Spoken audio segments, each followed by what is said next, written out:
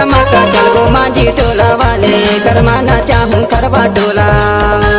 अच्छा नाचने घुर के देख पलट के करमाना चाहूं करवा टोला।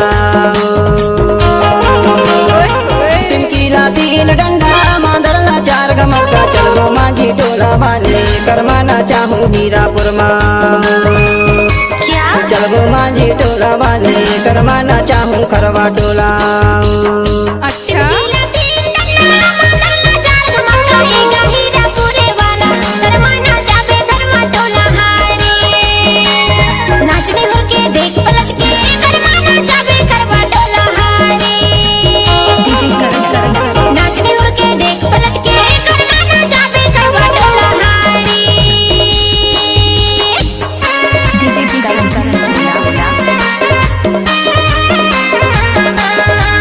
किसी का भी हो धमाका डीजे करण सिंह सेंगरवाड़ा वाले का ही होगा।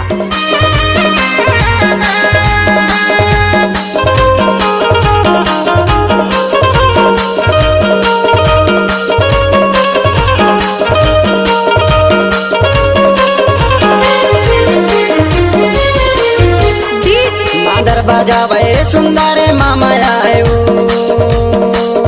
है। अच्छा टिमकी बजावे जुगाने बाबा आयो है। बंसी बजैया अभी जय है वो करना वो जोड़ी करवाना चाहूं करवा टोला। बंसी बजैया अभी जय है वो करना वो जोड़ी करवाना चाहूं करवा टोला। नाचने हुड़ के देख पलट के करवाना चाहूं करवा टोला। नाचने हुड़ के देख पलट के करवाना चाहूं करवा टोला। डीजे करण सेंगरवाड़ा वाले डीजे करण साउंड चिड़िया टोला जिला मंडला वाले।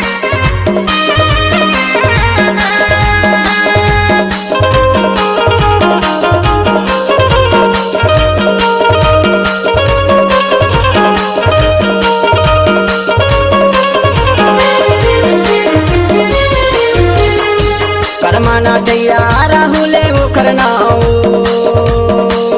है। अच्छा करमाना चैया संजय है वो करना है।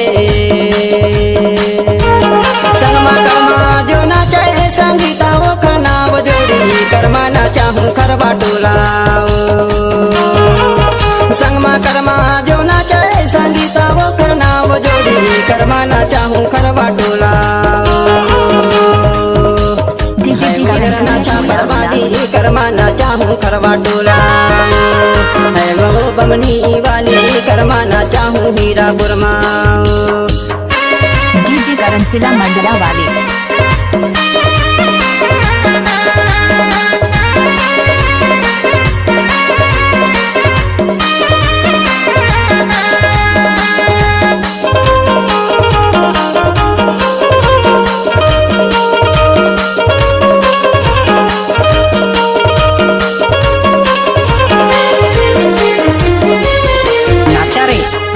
गवैया राखी है तोरे नाम है। कर्मा गवैया दयाले मोरे नाम है। हमर संगी सुनवारी राजे मोंगेरे नाम गोरी करमाना चाहूं करवा टोला। हमर संगी सुनवारी राजे मोंगेरे नाम गोरी करमाना चाहूं करवा टोला। नाचने हुड़ के देख पलट के करवाना चाहूं करवा टोला। नाचने हुड़ के देख पलट के करवाना चाहूं करवा टोला।